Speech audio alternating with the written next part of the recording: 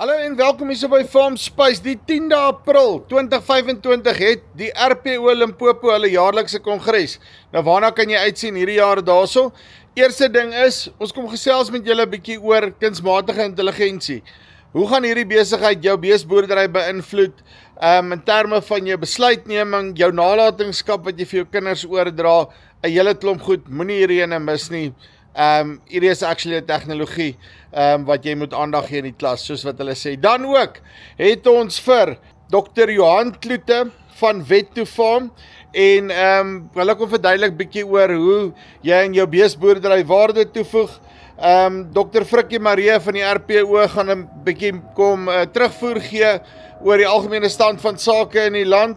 En dan ook die bekamping van veediefstal van Advanced Technologies van Matt Matthews.